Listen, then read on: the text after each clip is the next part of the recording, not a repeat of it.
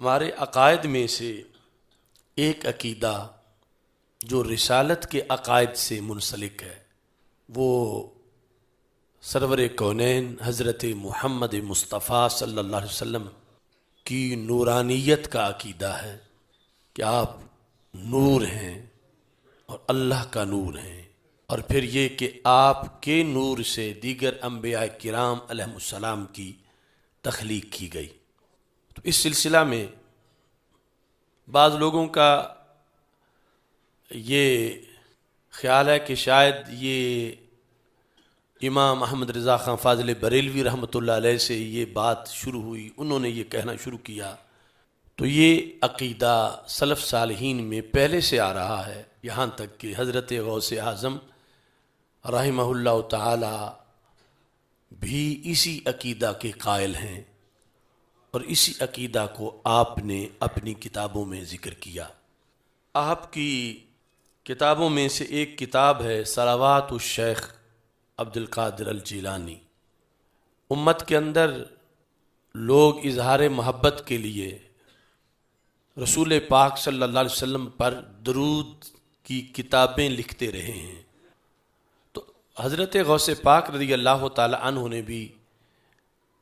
اپنی محبت کا اظہار کرتے ہوئے کچھ درود شریف جو ہیں مرتب کیے، اور اس کتاب کو صلوات الشیخ سے تعبیر کیا جاتا ہے، جس میں آپ نے درود شریف کے 41 صیغے لکھے۔ اس کی شرح کی حضرت شیخ عبد الغنی نابلسی نے، جو 1143 ہجری میں جن کا وصال ہے، اور اپنی کتاب کا نام لکھا کوکب المبانی و کوکب المعانی شرح صلوات سید الشیخ عبد القادر الجیلانی۔ یہ یعنی وہ کتاب جو اس وقت میرے سامنے موجود ہے، یہ غوث پاک رضی اللہ تعالیٰ عنہ نے جو درود لکھے 41،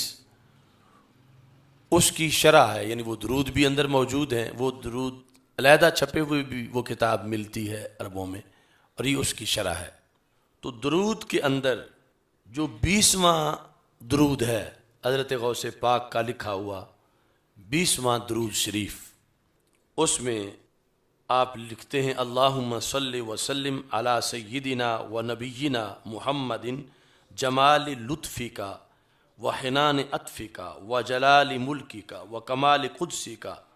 النور المطلق، یعنی یہ رسول اکرم صلی اللہ علیہ وسلم کے ناموں میں سے ایک نام کے طور پر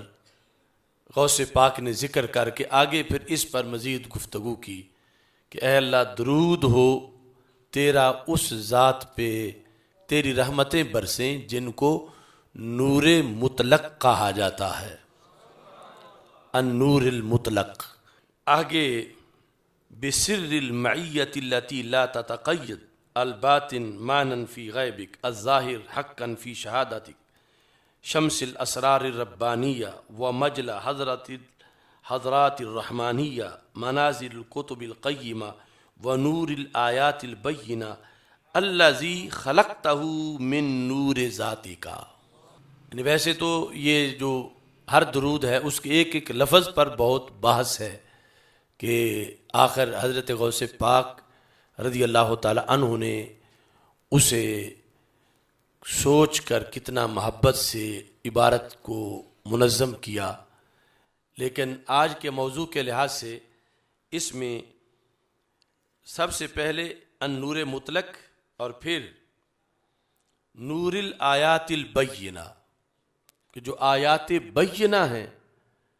روشن نشانیاں اللہ کی، ان کا نور، اور پھر بالخصوص یہ کہا الذی خلقتہ من نور ذاتی کا، جو کہ بات ہو رہی ہے اللہ تعالیٰ سے، اللہم صلی، اے اللہ تو درود بھیج، تو صلوات بھیج۔ تو اس لیے اللہ سے مخاطب ہوتے ہوئے کہتے ہیں الذی خلقتہ، اے اللہ وہ نور جس کو تو نے پیدا کیا، الذی خلقتہ من نور ذاتک، جس نور کو اے رب تو نے اپنی ذات کے نور سے پیدا کیا۔ الذی خلقتہ من نور ذاتک وحققتہ باسمائک وصفاتک وخلقت من نورہ الانبیاء والمرسلین، کہ رسول اکرم نور مجسم شفیع معظم صلی اللہ علیہ وسلم کا وہ نور اے اللہ جس نور سے تو نے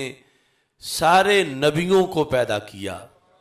اور سارے رسولوں کو پیدا کیا۔ یعنی یہ جو 20واں درود شریف ہے حضرت غوث پاک رحمہ اللہ تعالیٰ کے 41 درودوں میں، چونکہ قرآن و سنت میں درود پر کوئی پابندی نہیں لگائی گئی کہ کوئی ایک معین پڑھنا ہے، بلکہ یہ اجازت دی گئی کہ رب کو مطلوب ہے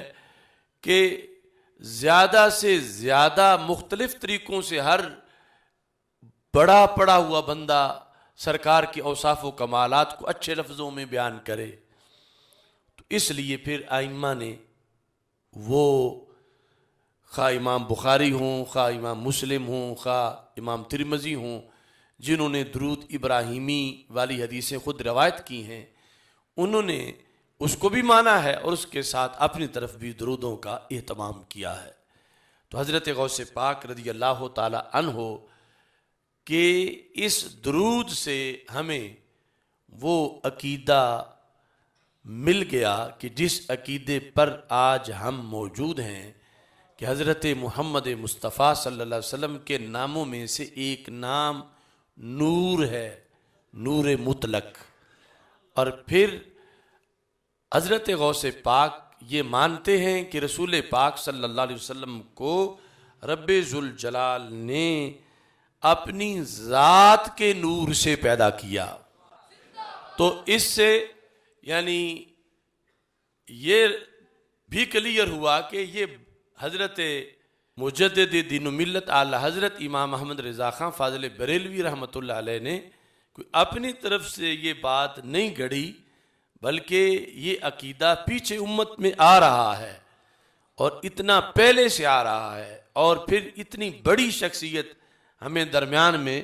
میسر ہے کہ جنہیں غوث اعظم کہا جاتا ہے، جہاں یہ بھی نہیں کہ اسلام عجم میں آ کے اس میں بگاڑ پیدا ہو گیا اور لوگوں نے اس کے اندر چیزیں ملاوٹ کی داخل کر دیں۔ تو یہ جن کی کتاب ہے وہ عربی ہیں اور پھر حسنی حسینی سید ہیں، اور انہوں نے اس کو اس انداز میں بیان کیا کہ نبی اکرم نور مجسم شفیع معظم صلی اللہ علیہ وسلم کی ذات پر لفظ نور مطلق کا اطلاق جو ہے وہ کیا جاتا ہے، اور پھر یہ کہ رب ذوالجلال نے جیسے اس نے چاہا، جو اس کی شان کے لائق ہے، اس نے رسول اکرم نور مجسم شفیع معظم صلی اللہ علیہ وسلم کو اپنے نور سے پیدا کیا، اور تمام انبیاء کرام علیہ السلام کے انوار کا محور نبی اکرم صلی اللہ علیہ وسلم کا نور ہے۔